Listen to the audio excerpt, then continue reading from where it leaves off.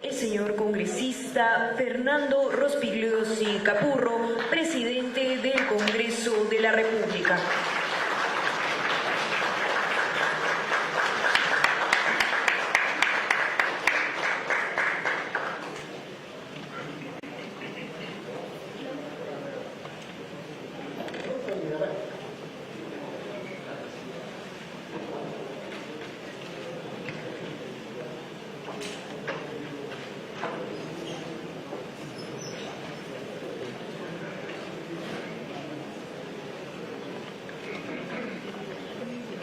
Damas y caballeros, tengan todos ustedes muy buenas tardes. El Congreso de la República les da la más cordial bienvenida a la conferencia Constitucionalidad y Legalidad. Ley número 32107, lesa humanidad. Vamos a presentar a quienes nos acompañan el día de hoy en la mesa de honor. Saludamos cordialmente al señor congresista Fernando Rospigliosi Capurro, presidente del Congreso de la República.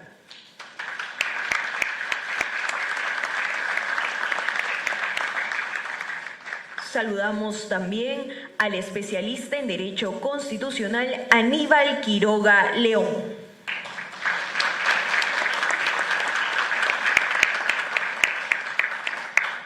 Al general de división en situación de retiro del Ejército Peruano, Jorge Aquiles Karkovich Cortelesi.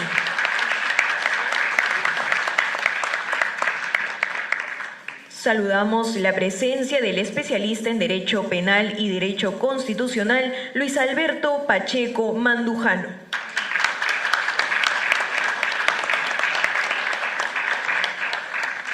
Saludamos la presencia del general de brigada en situación de retiro del Ejército Peruano, Miguel Estrada Jiménez.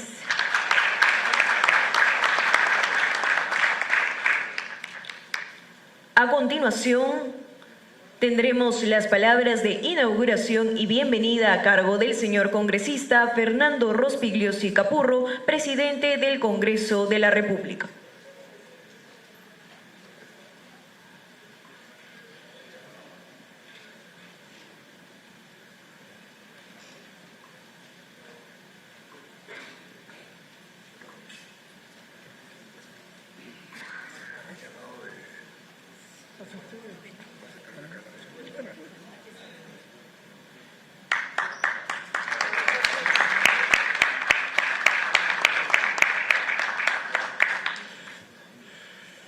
Buenas tardes con todos. Estamos aquí para rendir homenaje a aquellos que nos ayudaron en la tarea de defender la ley 32.107 de lesa humanidad. Aquellos que en el Tribunal Constitucional fueron los que expusieron de manera brillante y enjundiosa los argumentos necesarios para hacer lo que después ocurrió, que el Tribunal Constitucional declarara que la ley es una ley vigente, es una ley constitucional. Los que defendieron esta ley fueron el doctor Aníbal Quiroga, el doctor Carlos Caro, el doctor Humberto Abanto, que está de viaje y no nos puede acompañar hoy día, el doctor Luis Pacheco Mandujano y los generales del Ejército, Jorge Karkovich y el general Miguel Estrada, presidente de la DOGEN Fuerzas Armadas.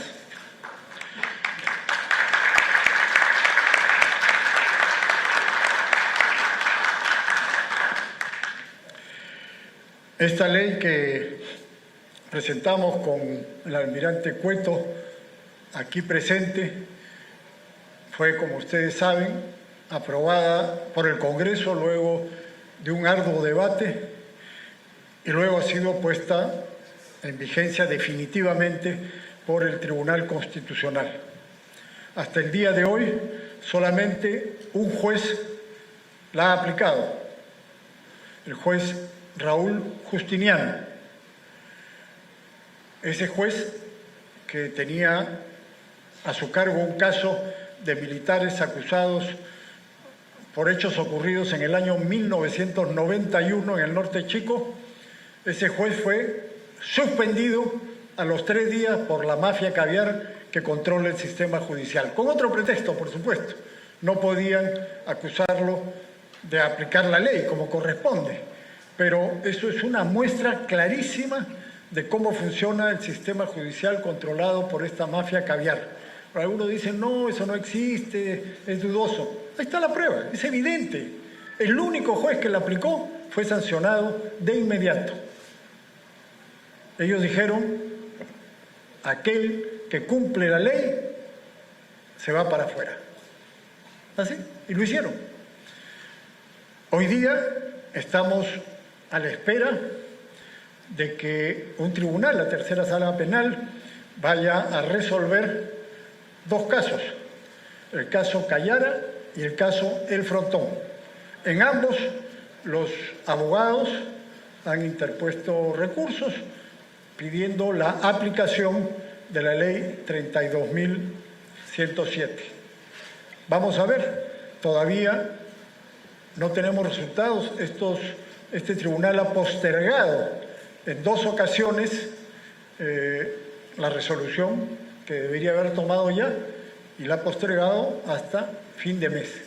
Y hay que tener en cuenta que terminado el mes de enero ellos se van de vacaciones. Así es que han hecho realmente una cosa un poco rara, pero esperemos. Vamos a ver qué ocurre con esta sala, porque ya otros jueces han inaplicado la ley. El juez Concepción Carguancho también inaplicó la ley. Yo lo he denunciado ante la Junta Nacional de Justicia. Hasta ahora no hay respuesta a esa denuncia, porque ese juez no tenía la potestad de aplicar el control difuso en ese caso. Así es que eso debe estar en trámite ante la Junta Nacional de Justicia y ya veremos lo que ocurre. Pero no podemos dejar que estas personas sigan impunes.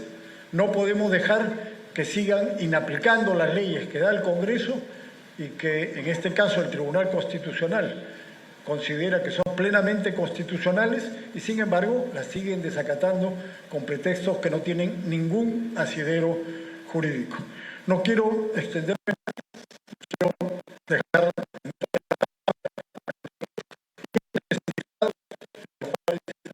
agradecemos por haber defendido de manera valiente y estudiosa ante el Tribunal Constitucional esta ley, y les agradecemos por estar hoy día acá y brindarnos sus opiniones y sus fundamentos, que son los que han permitido que esta ley tenga vigencia como la tiene hoy día. Muchas gracias.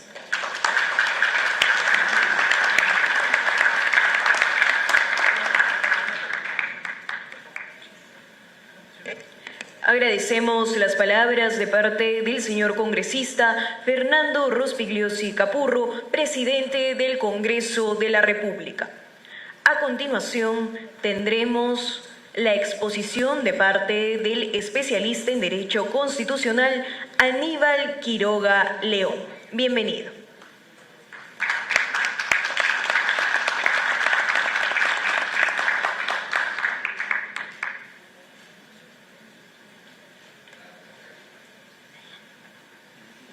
Muchas gracias, buenas tardes, señor presidente del Congreso, ilustres panelistas que me acompañan en la mesa, señoras y señores. Esta es una exposición sencilla, simple, acerca de la vigencia de una ley que en realidad no tendría que haberse dado.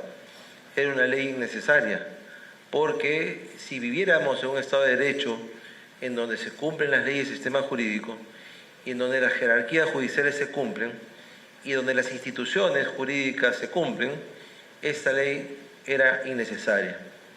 Pero resulta que hace 25 años el tema judicial cambió y básicamente cambió la ideología en gran parte del sistema jurídico. Y entonces ya no es lo que dice la ley, Ya es cómo quieres que diga la ley o cómo quieres que adapte la ley. Y entonces, en las facultades de Derecho, en las escuelas de Derecho, y yo provengo quizás de una de las mejores facultades de Derecho del país, no se puede decir que pasé por agua tibia en la universidad o que no sepa, lo primero que se enseñaba en el derecho penal era el principio de legalidad, que es un principio occidental del derecho moderno, de la vida moderna en sociedad, que dice básicamente que ningún ciudadano o ciudadana podrá ser reprimida por el Estado a título de delito por algo que no está previsto en la ley de manera clara e inequívoca, ¿no es cierto?, antes de su vigencia. Es en principio de derecho romano, nullum crimen, nullum poena sine ley scripta. No hay crimen ni sanción si no hay una ley previa escrita que así disponga que la conducta de la persona esté señalada de manera previa en la ley. Eso trae como consecuencia otras cosas, la aplicación de la ley en el tiempo. Esa ley, si se señala que tal conducta es reprimida por el Estado, no puede tener efecto retroactivo. Principio de no retroactividad.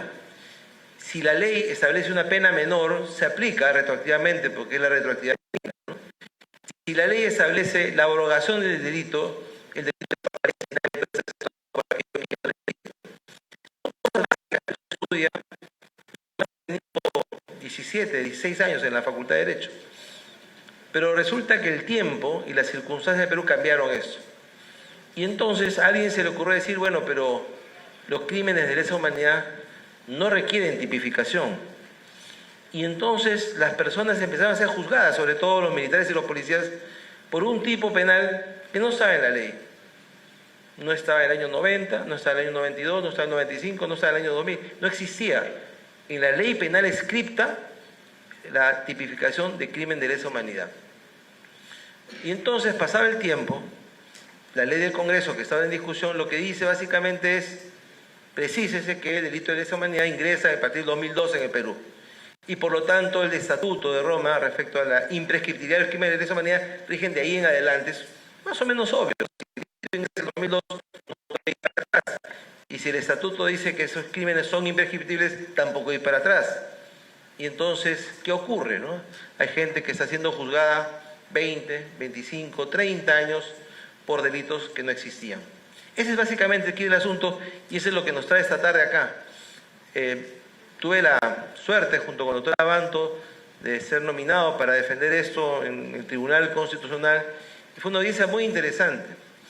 La Universidad Católica, donde yo provengo, presentó un amicus curiae, una abogada joven, que no solamente hizo un papel poco decoroso, sino que además dijo que 25 años no eran décadas.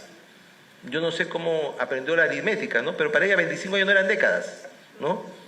No sé cómo cuenta las décadas. Hasta donde yo sé, 25 años son 2 décadas y media, o 5 quinquenios, ¿no? Pero no le preocupa a esa persona que alguien esté juzgado durante 20, 25, 35, 40 años. Existe el delito no prescribe, el delito está ahí, el delito se le ocurre denunciar a alguien. Hay el caso de un coronel que fue testigo en un primer juicio, fue testigo en un segundo juicio, y en el tercer juicio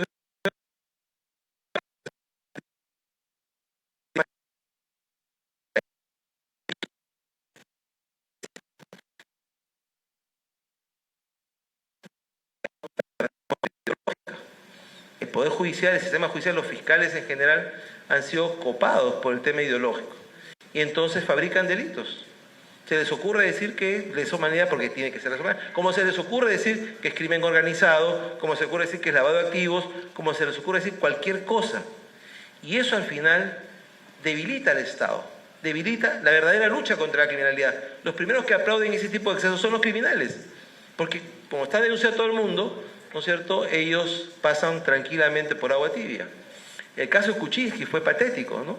Como para el delito de crimen organizado se requieren 3 imputados, el fiscal dijo Kuczynski, la secretaria y su chofer. 3. Crimen organizado. ¿Por qué? Porque ustedes deben saber que las leyes procesales en materia de crimen organizado, lavado de activos o tráfico de drogas o terrorismo son mucho más severas y los plazos son mucho más largos. Una persona acusada de violación tiene 9 meses de prisión condicional, de prisión preventiva. Una persona acusada de crimen organizado va a 36 meses a la cárcel. Esa es la diferencia. Entonces los fiscales se toman 2 años, 3 años, no le importa. No le importa que la persona esté detenida, no le importa que el juez le devuelva 19 veces una acusación fiscal porque está mal hecha, y no le importa al juez sustituir al fiscal. Si tuviéramos un sistema adversarial como en los Estados Unidos, sería imposible que el juez ayude al fiscal, porque el fiscal es una parte del proceso. Acá en el Perú, y al final termina siendo casi amanuenses de fiscal. Y por eso estamos como estamos. Entonces, decía yo al principio que esta ley era un poco innecesaria, porque si se aplicara realmente el derecho, la justicia, no tendría que haber una ley que diga precísese que A es A, B es B, C es C y que sigue después la D. No tendría que decirse eso. Y la ley dice eso porque lamentablemente en la realidad no se hace de esta manera. 2 últimas digresiones respecto al tema. Los jueces y fiscales tienen una frase de cliché que a mí se me quedó grabado desde que era practicante. Yo aplico la ley. Yo resuelvo con arreglo a la ley. Eso dice siempre. Pero es una frase vacía. No dice absolutamente nada. Porque la ley dice una cosa y ellos dicen absolutamente otra. Pero aplican la ley conforme a su claro criterio. Por ejemplo, ¿qué dice la ley? Los jueces pueden hacer control difuso, sí. ¿En dónde pueden desvincular en un caso concreto a la ley vigente? Sí, en la sentencia.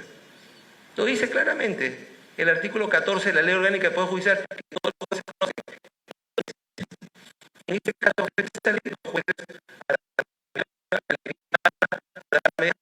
cuando se les ocurre. La ley,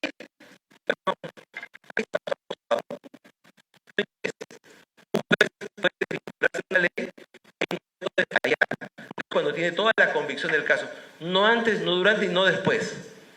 Después, desde el año 82 que se dio la primera ley orgánica del Tribunal Constitucional, se dijo lo siguiente: en el Perú hay 2 modelos de control constitucional, el difuso judicial y el concentrado del tribunal. Y son 2 modelos que corren paralelo.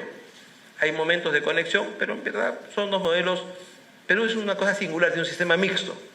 Pero desde entonces se dijo lo siguiente, que se repite hasta hoy: si una ley pasa por el control del Tribunal Constitucional y es validada, el tribunal dice como intérprete supremo que la ley es constitucional, los jueces ya no le pueden hacer control difuso. Es algo obvio, es un tema de coherencia, ¿no?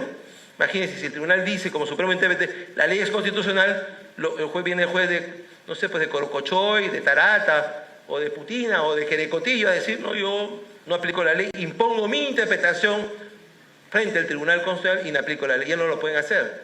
Eso dice la ley orgánica del tribunal, y hoy día lo repite el Código Procesal Constitucional, que es ley orgánica, y sin embargo no le hacen caso. La ley ha sido validada por el Tribunal Constitucional y los jueces siguen pensando todavía si la aplicarán o no la aplicarán. Si no la aplican, incurren responsabilidad. No solamente la ley lo dice también el propio sistema jurídico. Entonces asistimos a una suerte de rebeldía, de rebelión, ¿no? Los jueces y fiscales se rebelan contra el Congreso porque hablan de separación de poderes, pero claro, hablan de separación de poderes cuando es de aquí para allá. Pero cuando una ley del Congreso, que es ley de la República, dice una cosa y el juez la inaplica, claramente está cruzando un poder.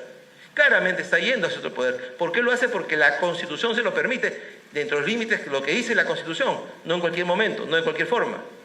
Por lo tanto, una ley le impone límites al ciudadano, le impone límites a la autoridad y le impone límites al juez y al fiscal también, porque es conforme a la ley que se valida y legitima su decisión de sanción, de absolución, de pena, de condena o de tratamiento al ciudadano. Son garantías ciudadanas. Por eso en la Constitución se llaman garantías constitucionales de la administración de justicia, garantías esenciales del debido proceso que tienen que darse siempre para que una sentencia sea justa, para que sea constitucional, para que sea dentro del sistema jurídico. Eso es lo que ocurre hoy y estamos asistiendo, yo creo, al colofón, al cierre de un capítulo que no debió abrirse jamás, en donde ha permitido que mucha gente esté procesada por algo que no era delito y que las verdaderas responsabilidades se hayan diluido en el tiempo y que 40 años no sean 4 décadas y que en realidad el mundo no sea redondo sino cuadrado. De eso estamos hablando y eso es lo que pretendemos que cambie. Por eso asistimos al Congreso a defender esta ley ad honorem, porque no se quería que dijeran después que la convicción tenía precio. Es un tema de convicción absoluta, es un tema en donde el derecho se aplica de esa manera frente a A, frente a B, frente a C, no interesa. Porque mañana más tarde, los familiares del juez, o los familiares del fiscal, o o los hermanos del fiscal también van a tener que soportar una acusación de esa naturaleza. ¿Saben ustedes quiénes hacen eso? ¿Quiénes aplican leyes retroactivamente? ¿Quiénes inventan delitos? Los dictadores. Eso funciona en la dictadura, en la opresión política, para poder poner de lado al opositor político. Eso pasa en Venezuela, por ejemplo. Y por lo tanto, es algo que el sistema constitucional recusa de manera clara y absoluta. Yo quiero en esta oportunidad terminar agradeciendo a la mesa directiva del Congreso, en especial al presidente del Congreso, al señor Fernando Rospigliosi, por habernos facilitado y llamado a esta colaboración, y les deseo muy buenas tardes. Gracias.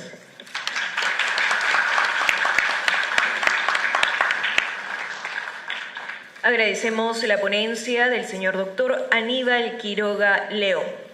Antes de continuar con las ponencias, debemos extender un cordial saludo a todas las personas que se encuentran conectadas a través de las redes sociales de la Oficina de Participación Ciudadana del Congreso de la República. Les extendemos un gentil saludo a todas las personas que nos acompañan a través de ese medio. Y también saludar cordialmente la presencia de la Asociación de Defensores de la Patria y de la Democracia que nos acompañan el día de hoy.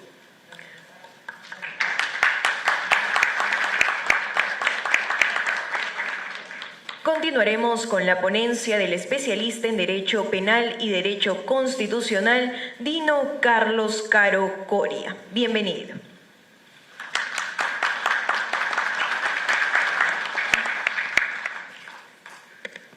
Buenas tardes. Quiero saludar en primer término al señor Fernando Rospigliosi, presidente del Congreso de la República, y a los dilectos y queridos colegas de la mesa que me acompañan.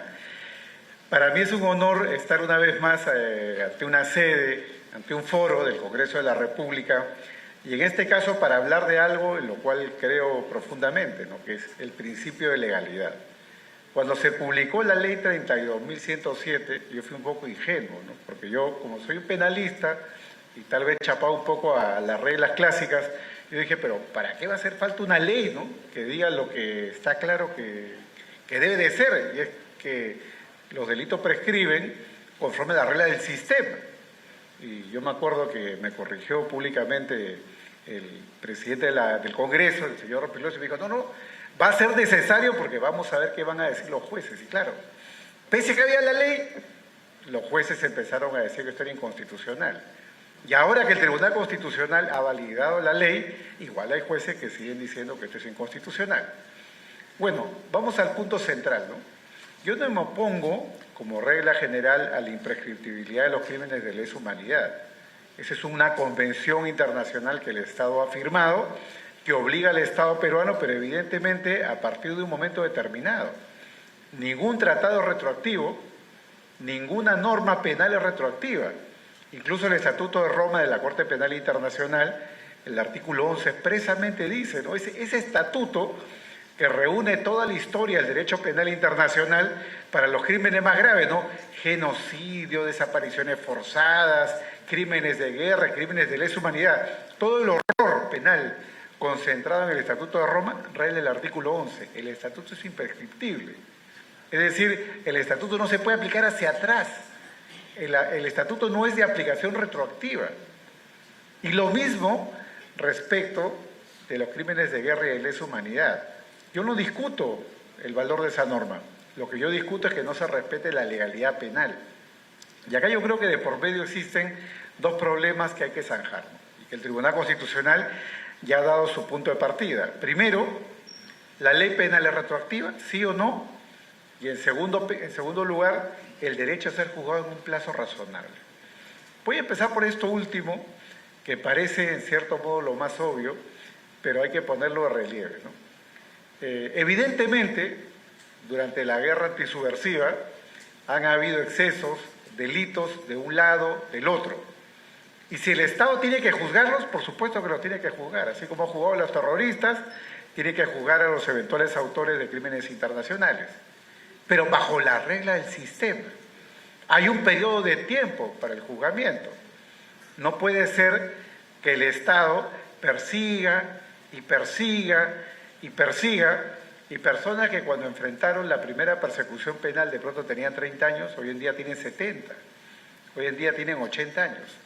Vienen siendo perseguidos penalmente en procesos que pueden durar 15, 20, 30 años. 2, 3, 4 anulaciones. Eso es violatorio de los derechos humanos. ¿Por qué? Porque el Estado debería de poder perseguir una sola vez.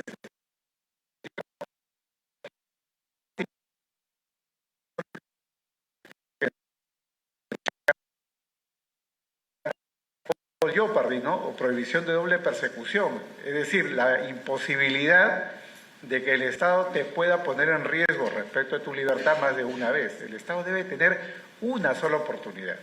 Acá lo que se pretende es, para decirlo a la peruana, ganarte por cansancio, ¿no? Te vencieron en un juicio, no pudieron. Van a la Suprema, como todavía tienes un poco de plata y de recursos para contratar un abogado. Te defiendes y ganas por segunda vez. Y ya han pasado 15 o 20 años. Y de pronto, cuando tú crees que ya estás liberado, vamos a decirlo así, del peso penal, de vivir bajo la permanente sospecha, sucede que la Corte Suprema puede anular por tercera vez. Estamos enfrentando procesos penales acá en el Perú, donde la Corte Suprema ha anulado por una, por 2 y hasta 3 veces. Entonces parece increíble que un ser humano que no ha sido declarado culpable, ojo, no ha sido declarado culpable. El estar procesado no significa ser culpable, porque acá en el Perú se cree un poco de que el que se va por prescripción se va medio culpable, ¿no? Es decir, es casi como un culpable sospechoso que se escude en la prescripción para irse a su casa. Y eso no es así. El maestro Roy Freire, que en paz descanse, uno de los grandes penalistas peruanos, en su libro, ¿no?, sobre las causales de extinción de la acción penal, lo dejó muy claro, ¿no?, en los años 90, ¿no?, cuando todo el mundo decía que la prescripción dejaba a la persona con una presunción de inocencia tambaleante o bajo la sospecha. Él dijo, no, la prescripción implica que no existe sentencia condenatoria, por lo tanto no existe declaración de culpabilidad, y si no hay declaración de culpabilidad, la persona es inocente. La única forma de romper la presunción de inocencia es a través de una sentencia condenatoria firme. Oye, si alguien se va a su casa por prescripción es porque el Estado no lo ha podido vencer en el tiempo específico, en el tiempo establecido por la ley. Son las reglas del sistema. Nos guste o no nos guste, son las reglas del sistema. Lo que no puede haber es juicios largos, juicios interminables. Vamos a hablar en términos peruanos, ¿no? Bien simple, ¿no? ¿Quién tiene plata para pagar un abogado 10, 20 o 30 años? Oiga, una persona que va a buscar trabajo con 40 o 50 años aparece, ¿no?, en los sistemas, ¿no? En los sistemas de compliance, en los sistemas de base de datos aparece procesado por delito de lesa humanidad. Oiga, si yo fuera el empleador, seguramente me lo pensaría no una, sino 5 veces antes de contratarlo, ¿no? Y si este señor sospechoso de haber cometido un delito de lesa humanidad, sospechoso de haber cometido un crimen de guerra, sospechoso de haber violentado derechos humanos. Bueno, si el Estado te persigue una sola vez, es parte del costo de estar procesado, pero 2, 3, 4 veces, y de pronto la persona ya no tiene 30 o 40 años, de pronto tiene 50. Con todo respeto, ¿quién le va a dar trabajo a una persona de 50 donde aparece en una base de datos como procesado por delito de lesa humanidad? Es violatorio de la dignidad personal, es violatorio de los derechos humanos que existan juicios eternos, juicios donde te quieren ganar por cansancio, y sobre todo, no hay chequera que pueda aguantar eso. Una defensa penal es cara. Incluso los abogados que cobran menos dinero, estar sometidos a juicios donde las audiencias son interminables, pueden ser audiencias de 4, 6 horas, 8 horas por semana, así en juicios orales que pueden durar 3 o 4 años, piensen ustedes en el costo del sistema. Desde el punto de vista legal, el principio o el derecho a ser juzgado en un plazo razonable no es una puerta de salida trasera. La prescripción no es una puerta de salida trasera, son las reglas del sistema. Entonces, imprescriptibilidad sí, pero a partir del año 2001 hacia adelante, en que esto fue aprobado en el caso del Estatuto de Roma, 2013 en adelante, en el caso de la Convención de Imprescriptibilidad. Pero antes no. Lo que tiene que haber son reglas claras dentro del sistema. Por lo tanto, Por lo tanto, el Estado debe de tener una oportunidad conforme a la regla preestablecida. No puede existir la retroactividad de la ley penal. No puede venir alguien a decir que algo es imprescriptible porque se aprobó una ley en el año, un estatuto o una convención en el año 2001, 2003, según el caso, y decir eso se aplica hacia atrás. Oigan, yo les hago una pregunta muy simple, ¿no? Yo les hago una pregunta muy simple. ¿Qué delincuente o qué presunto autor de un delito tiene una bola de cristal para saber que algo va a ser delito o algo va a ser imprescriptible a futuro? Nadie. Se supone que el derecho penal debe de actuar y motivar a las personas a no delinquir al momento en el cual delinque. Años 80 o 90 según las imputaciones. Pero alguien podía saber en los 80 o en los 90 que iba a haber una convención en los años 2000 que se iba a aprobar y que iba a decir que esto era imprescriptible. Evidentemente no. Por lo tanto, las reglas del sistema son claras. Y lo que yo defiendo, y defiende el Tribunal Constitucional, es la legalidad estricta y consecuentemente el apego a la seguridad jurídica. No tenemos otra cosa. Lamentablemente, con esto acabo, enfrentamos una lucha ideológica porque ya ni el Tribunal Constitucional tiene la razón. No es el Congreso con una ley, no es el Tribunal Constitucional. Ahora es casi, ¿no? Como la toma de Berlín, ¿no? Calle por calle, vereda por vereda, casa por casa, ¿no? Juzgado por juzgado, ¿no? Mendigando la aplicación, en este caso, no solo de una ley, sino de un fallo, una sentencia del Tribunal Constitucional que ha validado una ley y que no es algo arbitrario, son las reglas, nuevamente digo, del sistema. Si esa regla del sistema no la respetamos, podemos estar ante cualquier cosa menos Estado de Derecho, ¿no?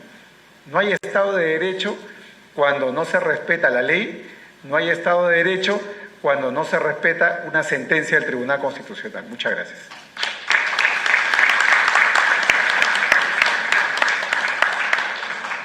Agradecemos la ponencia del doctor Dino Carlos Caro Coria. Aprovechamos este espacio para saludar cordialmente la presencia del congresista de la República, José Cueto Acerbi, que nos acompaña en el auditorio.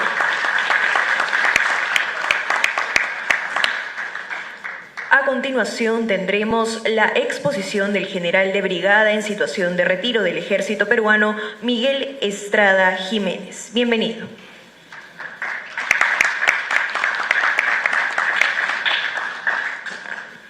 Señor Presidente del Congreso de la República, distinguidos panelistas, señoras y señores.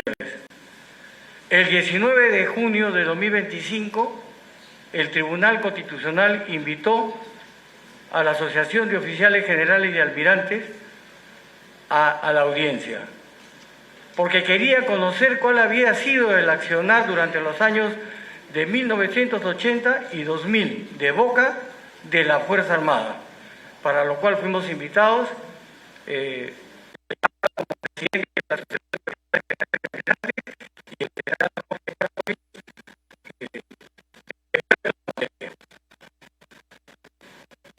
queremos resaltar lo siguiente. Entre 1980 y 2000, el Estado, la Constitución del Perú y la sociedad peruana fue agredida por Sendero Luminoso y el MRTA. Lo que hizo la Fuerza Armada en resumen es defender a la Constitución y a la sociedad peruana de esta agresión. Me han antecedido, señores panelistas, prestigiosos panelistas que han expuesto y van a seguir exponiendo sobre la constitucionalidad y legalidad de la ley 32.107. Lo que los militares, Fuerza Armada, Policía Nacional y organismos de autodefensa quieren es justicia, y esta justicia la dio el Tribunal Constitucional reconociendo que su accionar fue lícito en todo momento. Señores de la mesa, yo creo que el tema de constitucionalidad y legalidad está a cargo de los especialistas en esta mesa. Lo mío es muy simple, muy sencillo, y así fue expuesto ante el Tribunal Constitucional. Muchas gracias.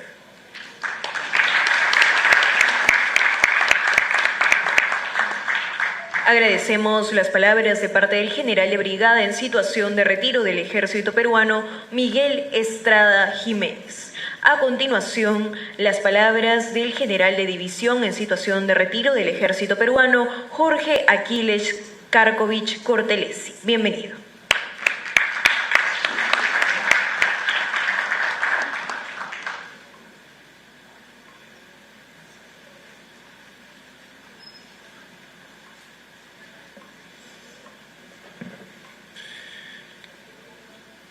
Señor Presidente del Congreso, congresista Fernando Rospigliosi Capurro, señores panelistas, damas y caballeros presentes.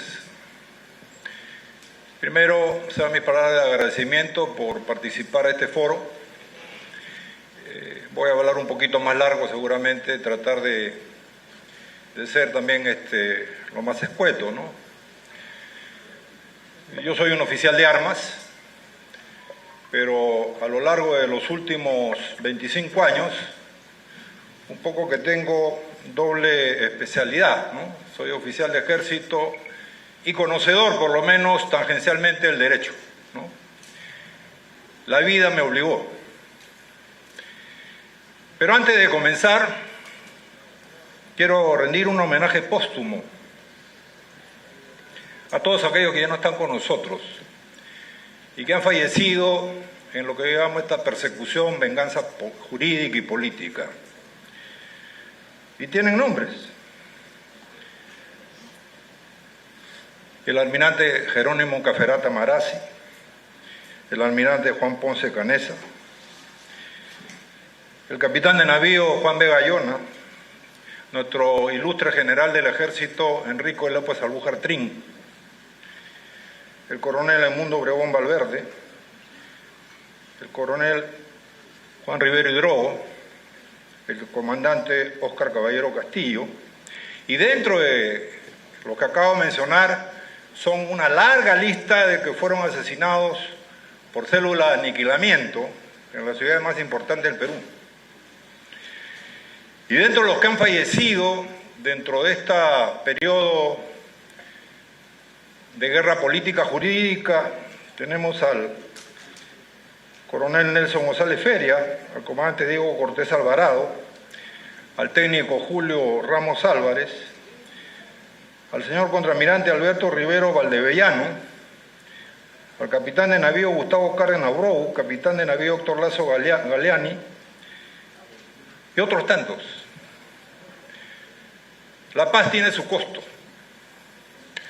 Y la paz al Estado peruano, a la sociedad, entre militares, soldados, generales, policías, rondas campesinas, comité de autodefensa, nos costó más de 5.000 víctimas. Unos 2.700 murieron. Otros tantos iguales quedaron discapacitados. Esta es mi parte introductoria. Y evidentemente, como acaba de decir el general Estrada, el 19 de junio, después de una década y media, ya como el doctor Quiroga está hablando décadas, ¿no? Del 2004, 2005, fundamos la Oficina de Asistencia Legal del Ejército. Analizamos que estaba caminando mal, porque nos sacaban los delitos de lesa humanidad, genocidio, desaparición forzada, y por lo tanto vamos en los juegos penales que existían. Y ahí aparecen estas actitudes que después se toman en lo que estamos viendo ahora. En el año 2010, en el Ministerio de Defensa se ensayó el decreto legislativo 1097, que hablaba de la Convención de Imprescriptibilidad. Eran otros momentos, no se pudo avanzar más, pero en la actualidad, con el apoyo del congresista Fernando Rospigliosi y acá el almirante José Cueto Acervi, se logró poner esto en el debate congresal, en el debate nacional. Y la sentencia que publica el 5 de diciembre del año pasado el Tribunal Constitucional es muy rigurosa, muy prolija, muy cuidadosa en tocar todos los aspectos que tienen que ver con esto. Porque cuando yo hice la sustentación a nombre de Adogen de la Asociación de Generales y Almirantes, hablé claramente por qué había el Ejército, la Marina, la Fuerza Aérea intervenido. No fue porque éramos mochileros que nos fuimos a yerbateros, fue por una resolución suprema dada por el presidente Belaúnde Terry el 29 de diciembre del año 1982. Y acá tengo que hacer un paréntesis, ¿no? Y siempre nos pasa casi lo mismo. Pudimos ser previsores y evitar tanto derramamiento. Pero nos demoramos y cuando intervinimos, 3/4 partes del Perú estaba ya en zona liberada. 3/4 partes. El departamento de Apurímac, Cusco, Huancavelica, Pasco, Junín, Lambayeque, Lima. 3/4 partes. Pero nosotros actuamos dentro de la Constitución y las normas. El Comando Conjunto emite una directiva, la 034, que tiene por finalidad, porque así lo dijo, con un verbo infinitivo, ¿no? Un verbo de acción, garantizar el normal desarrollo de la vida cotidiana de las comunidades que habían sido asoladas por Sendero. Ergo, recuperar las zonas liberadas. Ahí nombramos prefectos, tenientes gobernadores, ¿no? Limpiamos las calles de las pintas, hicimos trabajos comunales y las poblaciones comenzaron a recuperar. Para el año 85, ya solamente en el departamento de Ayacucho teníamos 65 bases subversivas, con un promedio de 60 patrullas diarias, prácticamente 1.800 patrullas al mes, y si traspolamos hasta 1998 era más de 1.020.000 patrullas. La primera reflexión que hice en el tribunal, ¿cuántas se equivocaron?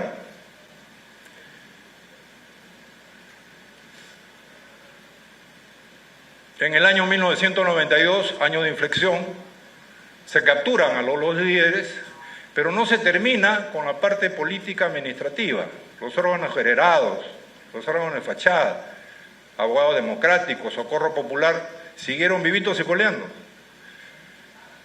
Y eso generó, pues, ¿no?, que se aperturan todos estos juicios interminables.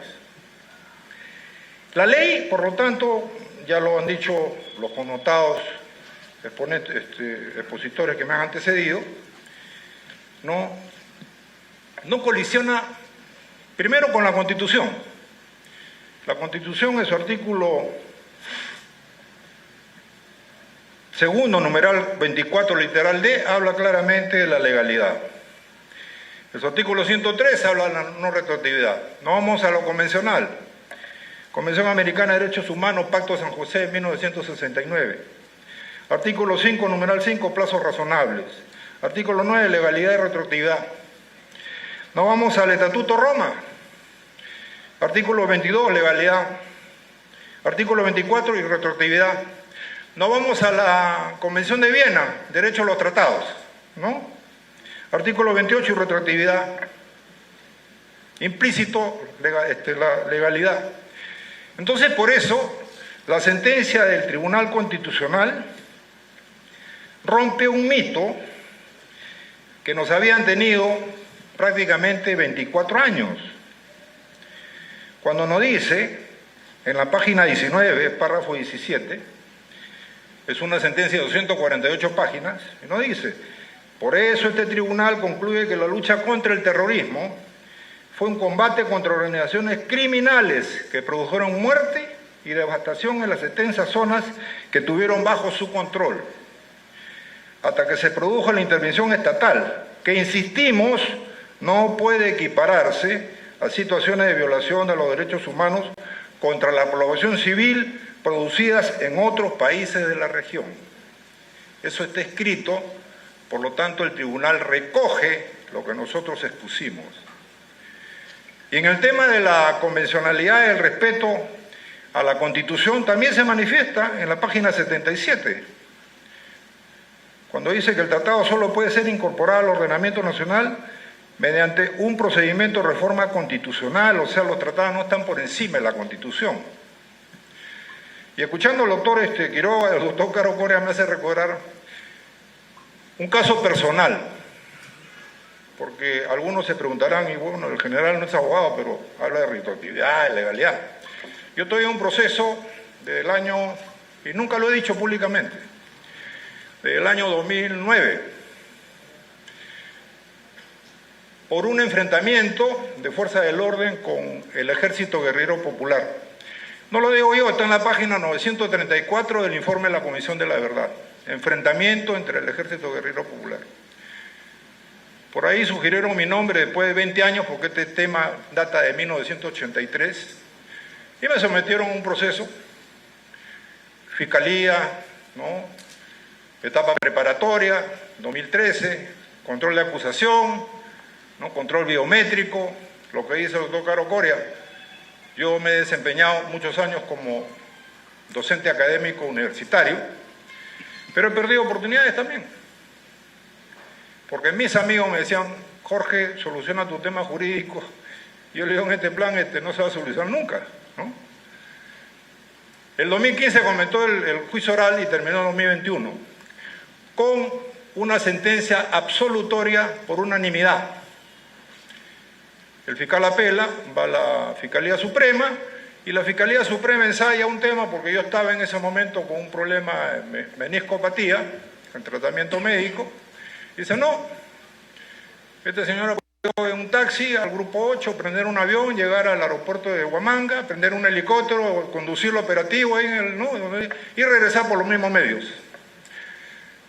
Y 5 vocales supremos dicen, bueno, que le abran el mismo juicio con otros jueces, pues.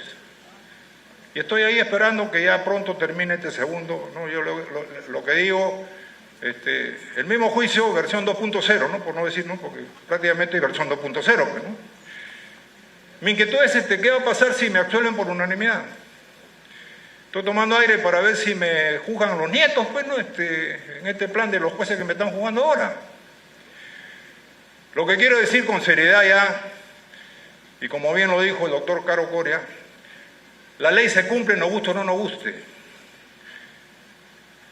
Me he invitado a un partido político, no voy a hacer ninguna apología, pero estoy con el inconveniente que termina mi juicio. Entonces estamos, para mí, ante un Estado desestructurado y a una desorganización organizada, ¿no? Porque si el Tribunal Constitucional, que es el máximo intérprete de la Constitución, determina que una ley es constitucional, el control difuso desapareció y los jueces tienen que cumplir. Y en eso estamos esperando ahora. Yo quería transmitirle nada más estas experiencias. Creo que como ADOGEN y como oficiales de las Fuerzas Armadas hemos dado mucho esfuerzo. Y hoy día están justamente el congresista Rospigliosi, preocupadamente, el general Alfaro, con 35 policías por defender, ¿no?, la democracia en Puno, están enjuiciados por una fiscal. Yo creo que esto tiene que arreglarse y arreglarse para bien. Muchas gracias.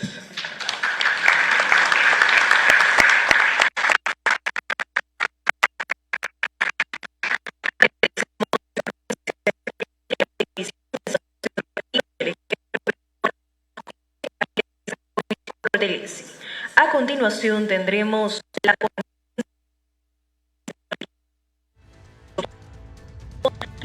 Alberto Pacheco Mandujano. Bienvenido.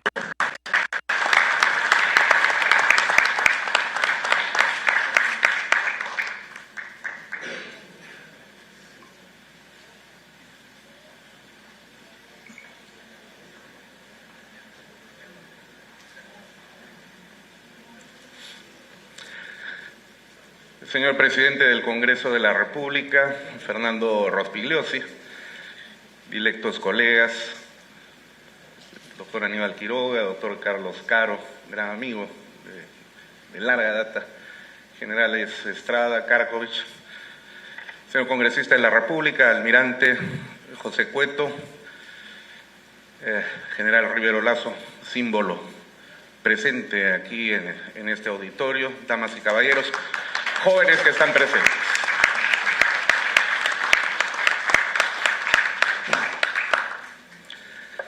He tenido el honor de defender a la patria en diversas circunstancias. Yo me presenté al servicio militar cuando era obligatorio. Y en mi tierra, en la ciudad de Huancayo, en la década de los años 80, cuando vivimos los momentos más difíciles del embate criminal de Sendero Luminoso, donde las bombas eran pan nuestro de cada día, donde los asesinatos eran una cuestión cotidiana, donde nosotros como estudiantes universitarios teníamos que recoger el cadáver o los cadáveres de nuestros compañeros vilmente acribillados y previamente torturados, y ponernos a pensar quién de nosotros sería la próxima persona que terminaría sepultada. Me complace mucho ver a la juventud aquí presente. Y gracias a Dios, gracias a estos hombres que están aquí presentes, ustedes no tienen que hacer lo que yo hice en mi momento, recoger cadáveres de amigos, llorarlos y enterrarlos, quedarnos sin luz durante largos días, quedarnos sin agua, paros armados, donde inclusive se amenazaba y se decía: aquel que sale a votar será ajusticiado. Encontrar cadáveres en las calles. En medio de esa vorágine teníamos que dar la cara y enfrentar a Sendero Luminoso desde dentro de la universidad. Yo estudié Ingeniería Química en la Universidad Nacional del Centro del Perú y después estudié Derecho. Y ahora me ha tocado defender también a la patria a través de la defensa jurídica de estos héroes, y gracias a la invitación del general Estrada, presidente de ADOGE, para participar en la sustentación del amicus curiae que se presentó por invitación del Tribunal Constitucional, y donde el eje central de esta defensa tiene que ver, como no podía ser de otra manera, en base al principio que constituye la piedra angular sobre la que se construye el Estado de Derecho y el sistema democrático, no solamente en el Perú, sino en cualquier país civilizado del mundo. Ese principio se llama principio de legalidad. El tiempo recorre de atrás para adelante. El tiempo no se detiene. El tiempo no va de adelante hacia atrás. Nosotros viajamos en el tiempo, pero solo adelante. Por lo tanto, no podemos cambiar ni modificar los hechos que han acontecido en el pasado. Ninguno de nosotros. Pero sí podemos prever circunstancias que podemos evitar hacia futuro porque todavía no han sucedido. Pero nadie tiene la capacidad para viajar en el tiempo al pasado y modificarlo. ¿Quién de nosotros puede cambiar algún error que hayamos cometido el año pasado? Digamos, el 26 de enero del año 2025. Estamos cerca en el tiempo, pero ya no lo podemos cambiar. No solamente los errores, sino los aciertos. Me hubiera gustado que este acierto sea mucho mejor del que yo presenté. Quiero modificarlo. Ya no puedo cambiar en el tiempo. De la misma manera como no se puede cambiar el pasado, cuando se regula una ley, cuando se incorpora una ley, la ley se incorpora para regular los hechos que vienen hacia adelante, nunca para atrás. Es una cuestión tan sencilla de comprender que es parte del sentido común. No se puede legislar hacia atrás en el tiempo, porque no se pueden cambiar los hechos que ya pasaron. Se legisla para adelante, para prever circunstancias futuras. Eso se llama principio de irretroactividad. Ninguna norma jurídica es retroactiva. Y ese principio de irretroactividad es la consecuencia directa del principio de legalidad. Lo han manifestado aquí el doctor Quiroga primero, luego mi querido amigo y colega, el profesor Carlos Caro, y también los generales. El principio de legalidad, que se expresa en un aforismo que los estudiantes de Derecho aprendemos en los primeros ciclos, en latín. Nullum pena, nullum crime sine leye. No puede haber pena ni delito sin ley previa. ¿Cuándo se inventó este principio? ¿En qué momento de la historia se incorporó este principio? Fue justamente la consecuencia del enciclopedismo que luego se plasma a través de la Revolución Francesa. ¿Saben ustedes cómo se calificaba el delito antes de la existencia del Estado de Derecho? Es decir, antes de la creación de la República. Estamos hablando de la Revolución Francesa que inicia en 1789. Estamos hablando de la independencia de las 13 colonias que luego se van a convertir en la gran nación de los Estados Unidos de Norteamérica en 1776 con su Constitución de Filadelfia. Ahí comienzan las repúblicas. De latín res publica, cosa pública.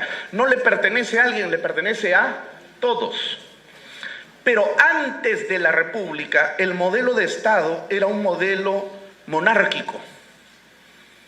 El rey era el dueño de la tierra y el rey era el que determinaba a través de su palabra lo que la ley era.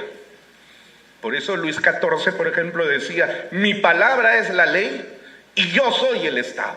Y en efecto, así era. Y el sistema de administración de justicia estaba conferido generalmente a los tribunales inquisitoriales que en su gran mayoría eran manejados por la Iglesia. ¿Y cómo se calificaba el delito en aquel entonces? Era curioso esto. Delito era lo que el inquisidor decía que a su juicio constituía delito. Así de simple. El inquisidor podía encontrar a una persona, digamos, imagínense ustedes a Juan, que está vestido con una ropa negra como la que llevo yo en este momento, y que se le ocurre matar una gallina también negra en la noche, a las 12 de la noche, para dejarla juntamente con la papaya para que vaya marinando esa carne de pollo y al día siguiente preparar un rico potaje. Pero pasa por ahí precisamente para mala fortuna de Juan, el inquisidor, y lo ve vestido de negro, degollando una gallina negra, y encima con velas encendidas en ese momento, y entonces dice, herejía, apostasía, idolatría. Eso es delito, porque yo lo digo. El inquisidor cogía entonces a Juan y lo llevaba ante el tribunal inquisitorial y presentaba esos medios probatorios y decía, acuso a esta persona por el delito de herejía. Lógicamente Juan tendría que decir, yo jamás he cometido el delito de herejía. Yo lo que estoy haciendo es matar a una gallina porque mañana quiero hacer un potaje para unos familiares. No, hemos encontrado estos medios probatorios y está negando su responsabilidad. Que vaya a la cámara correspondiente para extraerle la verdad. ¿Y qué hacían? Lo torturaban y lógicamente de tanto dolor tenía que aceptar la comisión del delito. Es decir, el delito se inventaba en el juicio. El delito se creaba en pleno proceso judicial. Así se administraba justicia en la Edad Media. El inquisidor, con el paso de los años, se convierte en el fiscal. Y el tribunal deja de estar en manos de la Iglesia y pasa a convertirse en un tribunal civil integrado por jueces civiles. Cuando triunfa la Revolución Francesa, los pensadores ilustrados, entre ellos, hay varios, pero quiero rescatar un nombre fundamental, Anselm von Feuerbach, un gran filósofo y además jurista de fines del siglo XVIII e inicios del siglo XIX. Él se puso a pensar y dijo, ¿y ahora cómo va a ser nuestro sistema de administración de justicia? Ya no puede funcionar de la misma manera como ha funcionado en el Estado monárquico, porque ahora el monarca ha dejado de ser monarca. El soberano es el pueblo, como diría Horacio. Y en consecuencia se ha construido un Estado de Derecho donde la voluntad del pueblo se convierte en ley, y por eso es que nadie, ni gobernantes ni gobernados, están por encima de la ley. La ley es la voluntad del pueblo que se traduce o que traduce el sentir popular. Por eso nadie puede estar por encima de la ley. Principio de soberanía. Entonces Feuerbach dijo: ya no se puede estar inventando delitos en función de lo que el inquisidor dice que tiene que ser delito, porque eso iría en contra de este principio. Entonces, inventemos un catálogo de conductas que, violando algunos bienes que consideramos valiosos, a eso le vamos a llamar delito. Y entonces se inventó el Código Penal. Y con el Código Penal vino entonces ese aforismo que Feuerbach lo inserta: nullum crime, nullum pena sine leye. No hay delito ni pena sin ley previa. Y entonces eso evitó que en lo sucesivo cualquiera pudiese decir: yo creo que esa conducta es delito y por lo tanto lo llevo a un juicio interminable para que se pudre en la cárcel. Los procesos se tienen que construir en función de ese principio de legalidad. Más adelante en el tiempo, los padres del derecho penal, von Leys, von Belling, que nosotros los que estudiamos derecho penal los reconocemos como los grandes creadores del derecho penal a mediados del siglo XIX en Alemania, insertan ese principio dentro del sistema penal. Y es una garantía para todos los ciudadanos. Porque imagínense ustedes, yo el día de mañana podría ser fiscal, señor presidente. Y porque a mí se me ocurre, y porque tengo el apoyo de cierto sector social, un grupo político, un movimiento de presión o la prensa, y me vuelvo famoso, entonces voy por la calle diciendo: a ver usted, ¿por qué está con lentes en este momento si usar lentes dentro de un espacio cerrado constituye una falta de respeto? Señor, eso es delito. Adentro. O sea, a mí se me ocurriría generar el delito. Y yo podría llevar a la cárcel a cualquier persona. Entonces, para evitar eso está el principio de legalidad. En el Perú nosotros hemos tenido 12 constituciones y el principio de legalidad se incorporó desde la primera constitución del Perú en 1823. Y aquí, en el siglo XX, el siglo del cual yo provengo al menos, y la gran mayoría de los que están aquí presentes, todas las constituciones, las 4, también han incorporado el principio de legalidad. En la Constitución de 1979, por ejemplo, artículo 2, inciso 20, literal D.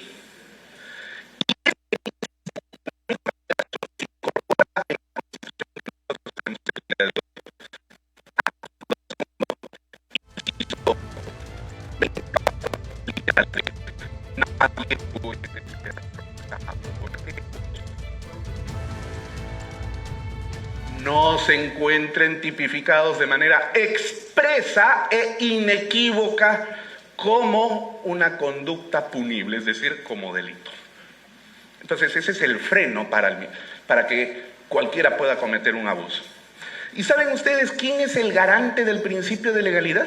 Es decir, ¿quién es el funcionario que tiene que defender el principio de legalidad? El artículo 1 de la Ley Orgánica del Ministerio Público dice que el fiscal es el garante, es el guardián del principio de legalidad. Qué curioso. Porque, desgraciadamente, en estos últimos tiempos, gracias a un activismo judicial que se incorporó en estos últimos 25 años, que se ha convertido en una auténtica rebelión judicial de lo que quiso convertirse en lo que yo denomino una judicatura, un gobierno de la judicatura. El primero en lesionar, el primero en patear el principio de legalidad han sido los representantes del Ministerio Público. Y han quedado totalmente impunes. Y ahora algunos tienen programa de podcast. Show adentro, show afuera. Derecho cero. Entonces, gracias a este pensamiento, del principio de legalidad, nosotros hemos sostenido la constitucionalidad de la ley 32.107. ¿Por qué razón? Yo decía el doctor Caro, esta es una ley absolutamente innecesaria desde el punto de vista estrictamente formal. Yo he ironizado con esta ley y he dicho, esta es la ley Pedro Castillo. ¿Por qué? Porque recordarán ustedes que alguna vez el señor Castillo, en su momento presidente constitucional, luego dictador fallido, en una de sus brillantísimas alocuciones a las que nos tenía acostumbrado, dijo: en el Perú tenemos todas las leyes, pero falta la ley más importante, la ley que diga cúmplase la ley. El señor, en su monumental desconocimiento del derecho, no sabía que la ley que dice cúmplase la ley es la Constitución, pues. Debe estar artículos 38 y 51 de la Carta Magna, pirámide de Kells. Entonces, esta es la ley Pedro Castillo al revés. Esta es la ley que dice cúmplase la Constitución. O sea, se ha sacado una ley que dice cúmplase la Constitución. ¿Por qué? Porque el artículo 5 de la 32.107 dice textualmente: nadie puede ser procesado por crímenes de lesa humanidad antes del 1 de julio del año 2002. O sea, la ley 32.107 dice en concreto lo que el artículo 2, inciso 24, literal D de la Constitución dice en abstracto. Nadie puede ser procesado por hechos que en el momento de su realización no se encuentren tipificados como delitos de manera expresa en la ley. Y la ley dice, nadie puede ser procesado por crímenes de lesa humanidad antes del 1 de julio del año 2002. Porque claro, antes no habían delitos de lesa humanidad, pues. Así de simple. ¿Cómo se puede procesar a una persona por un delito que no existía en el momento en el que se le imputaba? Ah, es que es en nombre de la justicia. La palabra justicia es una palabra de un significado filosófico tan profundo que al mismo tiempo, sin embargo, por sí sola dice todo y no dice nada. ¿Por qué razón? Porque si en este escenario, en este momento nos encontramos 200 personas y yo le empiezo a preguntar a cada uno de ustedes, ¿qué es justicia? Cada uno me va a dar su definición. Por lo tanto, habrían 200 definiciones de justicia. Entonces, como cada quien tiene su concepto de justicia y generalmente los conceptos de justicia que nosotros tenemos están vinculados con nuestros intereses, con nuestras conveniencias. Por eso es que encontramos, cuando en un juicio dos partes, siempre hay un vencedor y siempre hay un ganador, ¿no es cierto? Cuando en el juicio vence una de las partes, dice, ¡ah, se hizo justicia!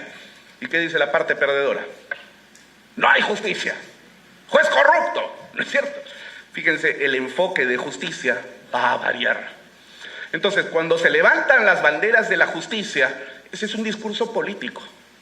Ese es un discurso emocional que suena bonito para la tribuna, pero que puede ser el objeto de manipulación social más grande, porque se moviliza a las personas aprovechando la buena fe de lo que cree tener en el imaginario colectivo. Y eso es peligroso.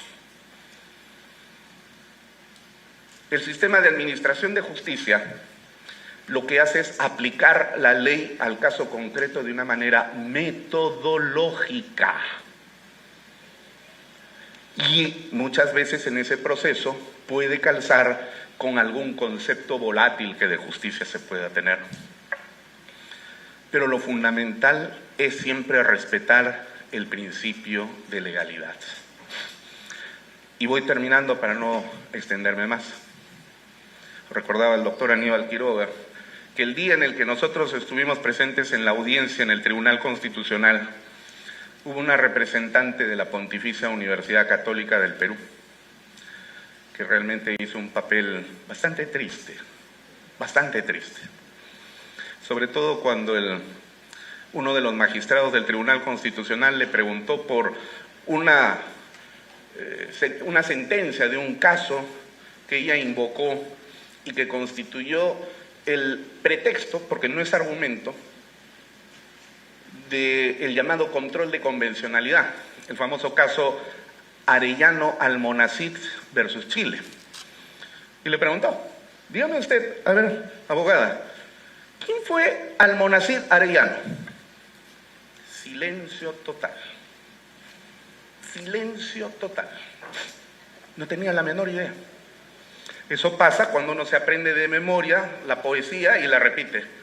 Madre querida, madre adorada, vamos al cine, tú pagas la entrada. Claro, yo puedo repetir, pero no estoy sintiendo porque no conozco. No basta aprenderse de memoria para repetir de paporreta verdades de perogrullo. Hay que sustentarlas, hay que argumentarlas, y eso solamente se logra con análisis e inteligencia. Yo soy católico y a mí me da mucha pena, y por eso ese día yo dije, se habla de catolicidad, se habla de cristiandad, e inclusive atacan a los cristianos diciendo, ¿cómo es posible que se llamen cristianos y defienden a asesinos? Así es como les llamaron a estos hombres, héroes de la patria.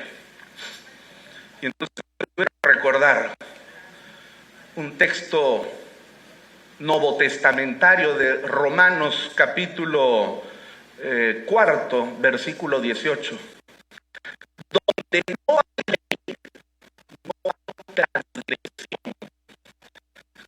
Donde no hay ley, no hay transgresión. Eso es principio de legalidad.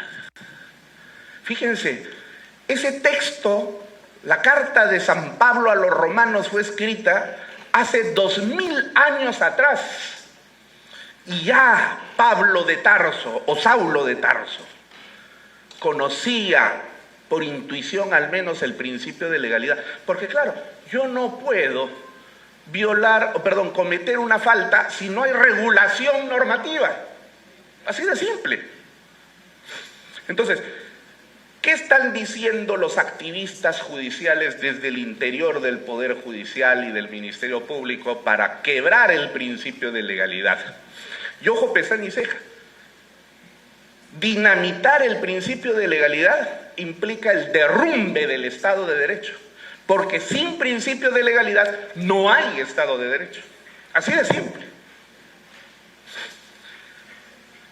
Yo he encontrado al menos 3 argumentos o pseudoargumentos que son los que tratan de quebrar el principio de legalidad. El famoso control de convencionalidad. Por el control de convencionalidad, toman el mecanismo del control de constitucionalidad, pero colocan a la convención por sobre encima de la Constitución como si fuera una supraconstitución. Y entonces nos dicen que la convención determina lo que la Constitución tiene que decir o cómo tiene que interpretarse, y entonces los jueces tienen que aplicar esa idea. Muy bien, eso va en contra de 2 principios. Primero, el principio de soberanía y después el principio de legalidad.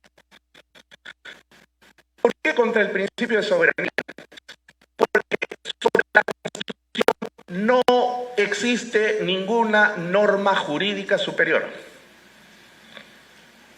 Por eso nos llamamos país soberano, libre e independiente.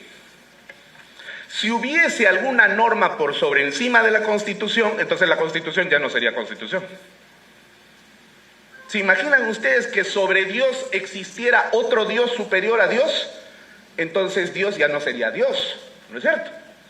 Lógica simple. Si alguna norma estuviese por sobre encima de la Constitución ya no sería Constitución. Sería una norma que regula estatutariamente a una nación en el esquema provincial de un gran imperio, como sucedía, por ejemplo, con Palestina, que formaba parte de Roma. Palestina era una nación, pero no independiente, estaba anexada a Roma. Por lo tanto, sus normas estaban sometidas a lo que decía el emperador romano. ¿El Perú forma parte de algún imperio? Porque somos un país soberano, libre e independiente como cualquiera de los países de América Latina y de Europa. Por lo tanto, ese famoso control de convencionalidad no tiene absolutamente ningún tipo de refrendo argumentativo. Entonces, ¿cómo debe incorporarse la Convención dentro del ordenamiento jurídico? Como lo señala la Constitución.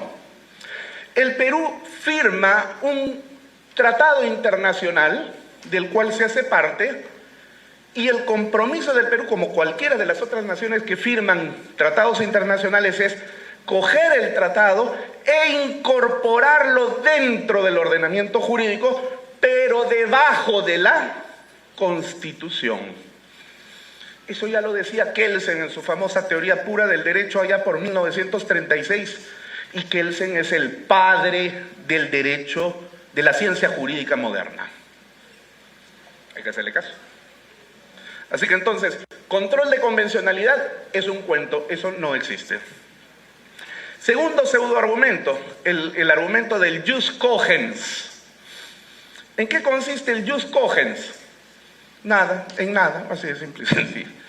El artículo 54 de la Convención de Viena dice que las naciones que suscriben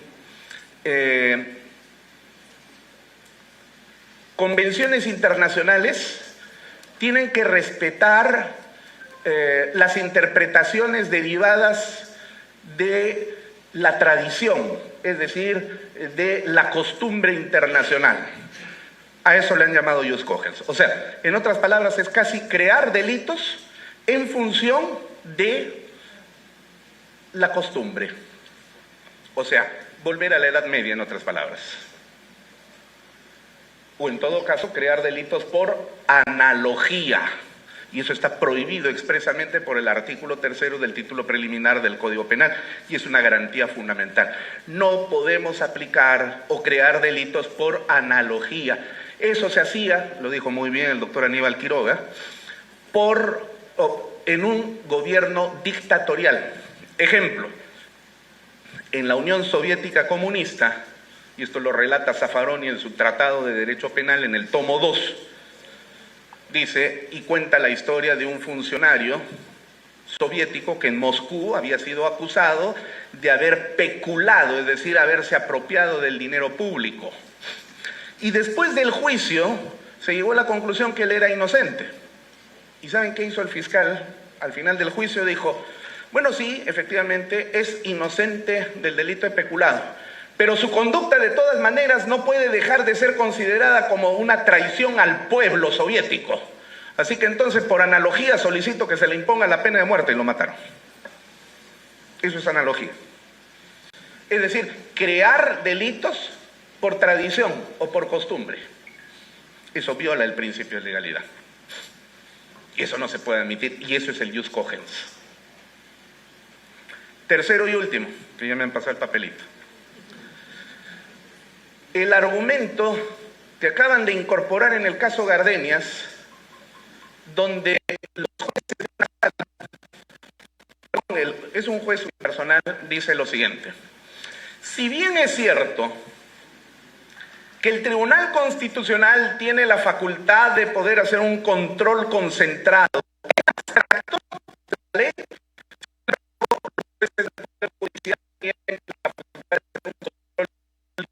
y aplicarlo al caso concreto. Por lo tanto, nosotros, o yo, juez, he descubierto que la ley 32.107 es constitucional.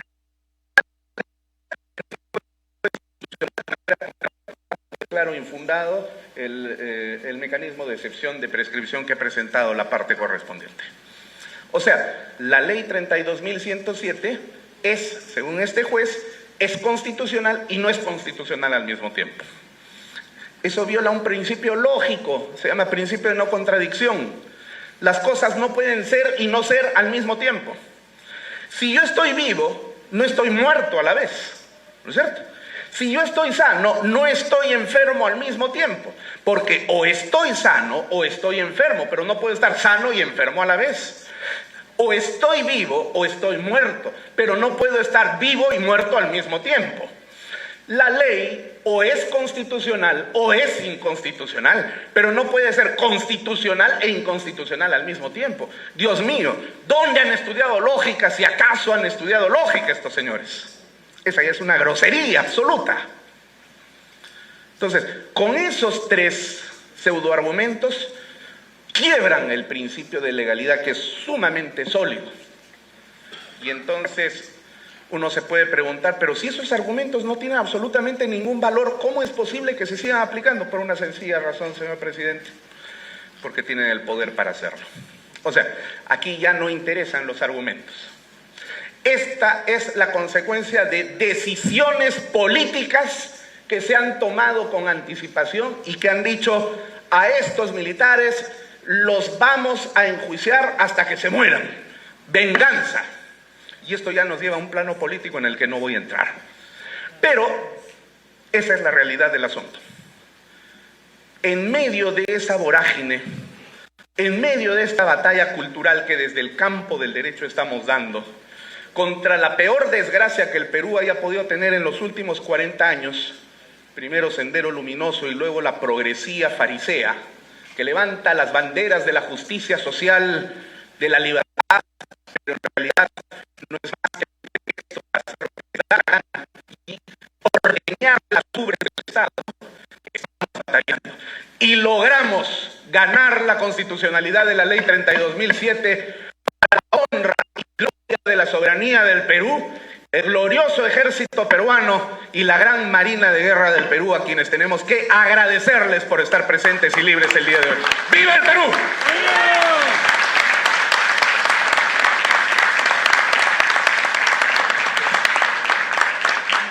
Agradecemos la ponencia de parte del especialista en Derecho Penal y Constitucional, Luis Pacheco Mandujano. A continuación, invitaremos al señor congresista Fernando Rospigliosi Capurro, presidente del Congreso de la República, a hacer entrega de los diplomas de reconocimiento. Diploma de honor al teniente coronel del Ejército Peruano en situación de retiro, Enrique Aurelio de la Cruz Salcedo, por su destacada y rigurosa participación en la elaboración de la Ley número 32.107, que precisa la aplicación y los alcances del delito de lesa humanidad y crímenes de guerra en la legislación peruana, contribuyendo al fortalecimiento del principio de legalidad, la Constitución y el Estado de Derecho. Vamos a reconocer también a dos personas, además de los destacados panelistas que han defendido la ley 32.107 en el Tribunal Constitucional.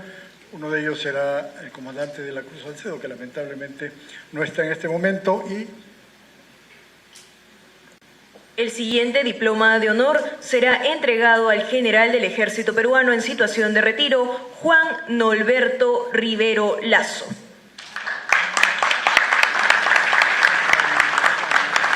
Por su destacada y rigurosa participación en la elaboración de la Ley número 32.107, que precisa la aplicación y los alcances del delito de lesa humanidad y crímenes de guerra en la legislación peruana, contribuyendo al fortalecimiento del principio de legalidad, la Constitución y el Estado de Derecho.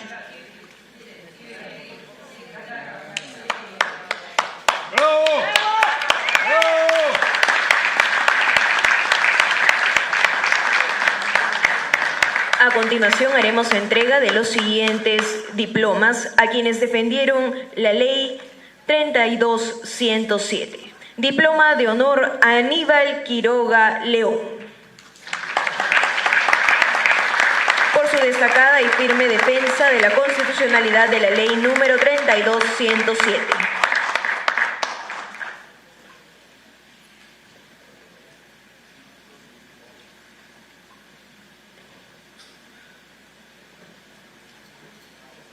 Diploma de honor a Carlos Caro Coria. Por su destacada y firme defensa de la constitucionalidad de la Ley número 32.107. Diploma de honor a Jorge Aquiles Karkovich Cortelesi.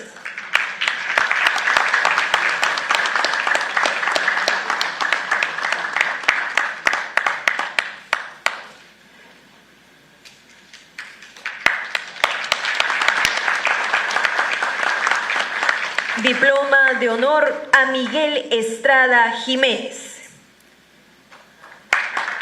por la destacada y firme defensa de la constitucionalidad de la ley número 32107. Diploma de honor a Luis Alberto Pacheco Mandujano por su destacada y firme defensa de la constitucionalidad de la ley número 32107, ley que precisa la aplicación y alcances del delito de lesa humanidad y crímenes de guerra en la legislación peruana. A continuación, palabras de clausura de parte del presidente del Congreso de la República, Fernando Rospigliosi Capurro. Solamente me queda agradecer nuevamente a nuestros destacados panelistas, defensores de la ley 32.107 de lesa humanidad en el Tribunal Constitucional, al almirante José Cueto, coautor de la ley,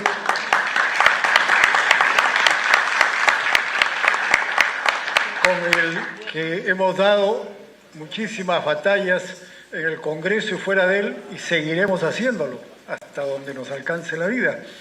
Al almirante Bravo Villarán, aquí presente, expresidente de la DOGEN, que por supuesto nos dio todo su respaldo en su momento para trabajar esta ley.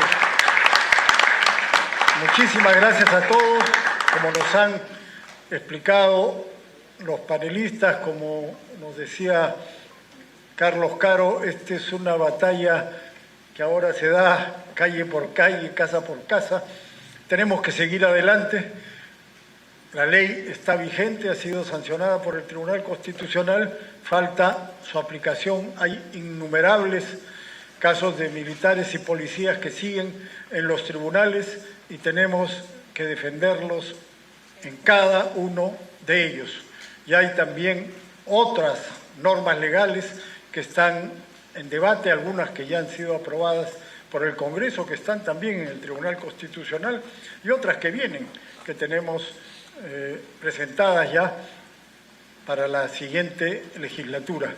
No nos vamos a dejar avasallar, no nos vamos a dejar vencer. Hemos dado avances significativos y vamos a seguir peleando hasta conseguir el triunfo final. Muchas gracias.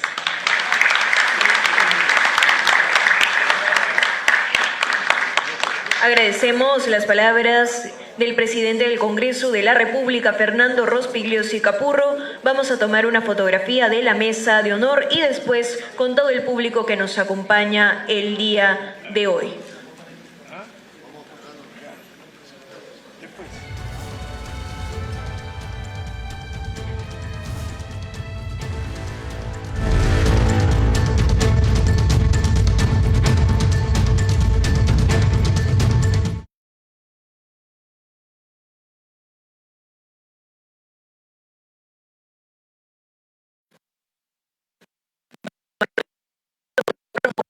Se ponen todos de pie.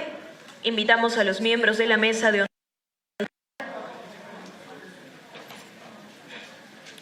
Las personas que se encuentran sentadas en los laterales, por favor, se juntan al centro. Por favor, todos al centro del auditorio.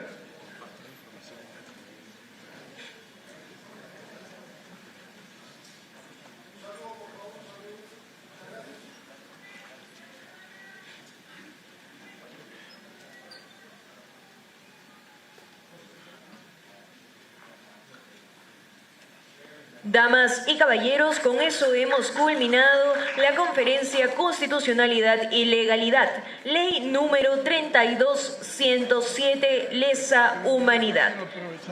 Les agradecemos su gentil asistencia. Tengan todos ustedes muy buenas tardes.